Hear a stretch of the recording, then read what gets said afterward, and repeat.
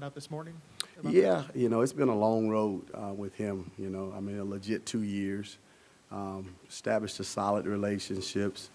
When he initially committed to Cincinnati, we heard the reasons why, but we just felt that he was a good fit here, and it's important to keep recruiting guys like that because guys like him are program changers. He's a good player, but he's a really, really solid guy. I mean, he's an example that you can point into in your room, on your team, and say, this is how you want a lot of different things done, from the way he works, academics, and we just stayed at it, between myself, Coach Pry, Funtail, Coach Piglow, Coach Marv, just being consistent and just maintaining a relationship, not being pushy. And, you could kind of tell a while back that it was really starting to weigh on him. And then naturally, when you start getting to the last hour, you have to start trying to make the decisions. And I literally talked to him 2 nights ago, and I felt like, we were saying goodbye to one another. And we just kept chipping and chipping and chipping. And I spoke with him last night, and I asked him, now, is this real? I know you just talked to Coach Pride. He said, yes, Coach, it's real.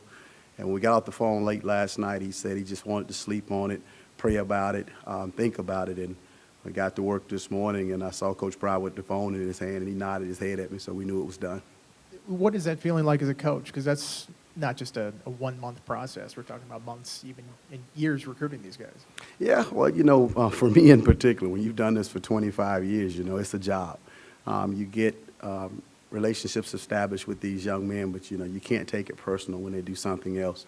Your job as a coach is just to do everything you can possibly do to sell kids on the fact that this is the best place for them. But, kids like him are special because, kids like him are going to attract other kids, and he's going to be the type of young man in the room that when you're bringing recruits in the future, you can let sit with the family and they're going to be impressed.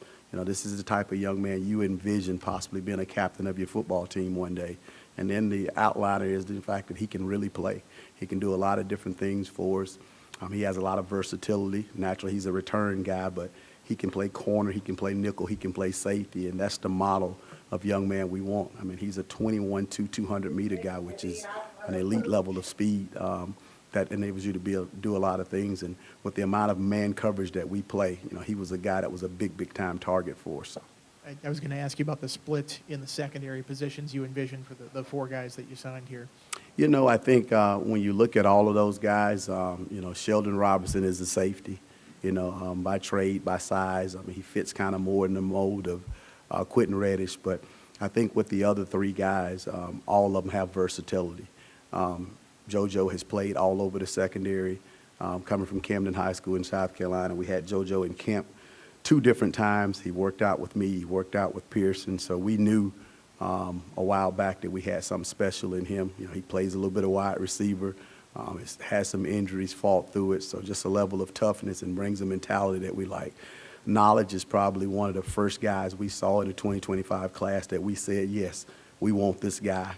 Just by watching his film, was able to get in with him, and he's kind of a no-nonsense kid. I don't think Knowledge really likes the recruiting process at all. He knew what he wanted, where he wanted to go, and he's been solid and, pretty much eliminated himself on the recruiting process. But he also has flexibility. He's a decent-sized guy.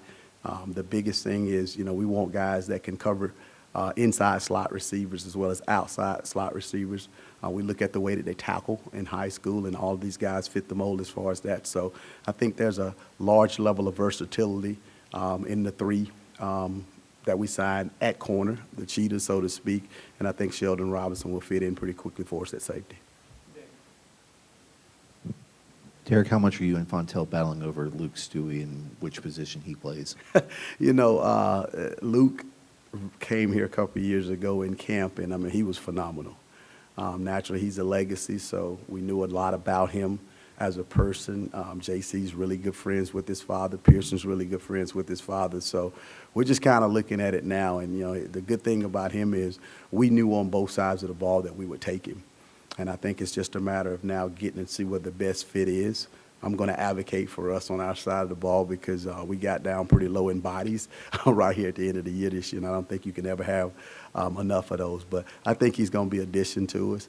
When you're recruiting guys like that, you also got to think along the lines of how does that enhance Coach Holt in the special teams aspect of it, because those are the guys that are playing a lot on your special teams, especially early in their careers. So I don't know if I'm going to win the fight, Pearson's going to win the fight, Fontel's going to win the fight, but I'm glad we won the overall fight. When you look at the linebacker core being able to bring in 3 guys, I think Brendan might probably slide in more star early, but to get guys inside like Noah and Brett, how much does that help in terms of defense and developing depth there? It's huge. I mean, these are guys that we've targeted for a couple of years. You know, you look at Brett Clatterball, and I mean, he's a tremendous football player. He brings that size that you want at linebacker. He brings a toughness that you want. He brings a mentality that you need your linebacker to have, because that linebacker is going to be the centerpiece of your defense. And, you know, you're talking about a guy who committed to us and became the centerpiece of recruiting for the defensive side of the ball. I mean, you could text or call Brett at any point in time and say, you know, we need you to link up with this guy, or we need you to talk to this guy. He was at a lot of home games, and he would move from table to table like he was a member of the coaching staff, and that's what you want. You know, championship teams are player-led, and you got to recruit young men who already have that in them, and I think that's what you have with him. You know, Noah's just an elite athlete, runs really well, and that's the thing that we want to continue to enhance, the speed at that position.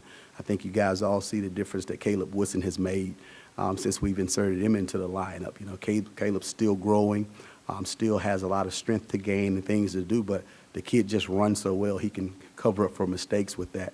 And Peanut, you know, same thing. You know, here's a guy that wins. He's a legacy. He knows more about Virginia Tech football than most of us in this building. You know, it's ingrained in him, very important to him, but he's a good football player. He's a student of the game. And again, he brings a speed aspect to that position that we need, because, you know, teams are trying to get faster and faster, so you have to counter that with your own recruiting. Derek, you guys have obviously played some freshmen at safety the past couple of years with Mose last year and Quentin Reddish this year. Do you anticipate Sheldon Robinson could be a guy who could immediately come in and at least work into the rotation there? We're hoping so. We looked at him, and that's the thing that we're looking at as we move forward. You always want to compare the guys that you're signing to the guys that are on your team, and you don't want to take a step backwards. And you hoping that more than anything, the guy can come in here and compete. You know, competition makes us better, and that's the thing we're going to be upfront with all of our players about during the recruiting process. We want you guys to compete with each other. Nothing's going to be easy. We're not promising positions, and we're telling our older guys nothing is promised, because we're bringing in guys that we feel like can compete with you. But in the overall sense of things, you've got to have depth, you know, because you can't have 1 or 2 guys with the injuries that take place.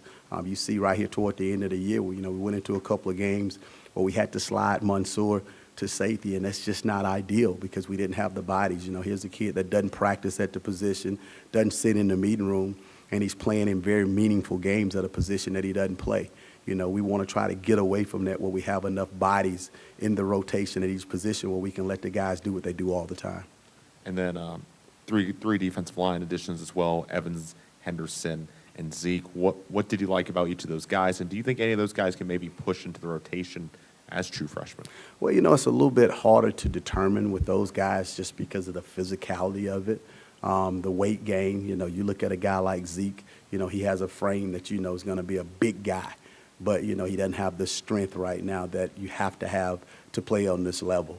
You know, like Sherrod does a lot of different things for his team as far as versatility, very athletic, but, you know, about the same thing. You just don't know how those guys are going to compare against the mass and the athleticism and the strength of the offensive line. And then you look at Christian, a guy that's very disruptive and a guy that plays fast. But, you know, he's not big right now for a college guy, even though he's big for a high school guy. So I think you probably just have to wait till they get here. You know, naturally, we've lost a lot of pieces on the defensive line. So it's really about seeing how those guys perform once they get here, get into the weight room, and once we start spring ball, and the ones that are coming later once we start fall camp. Thanks, guys. Appreciate it. All right, guys.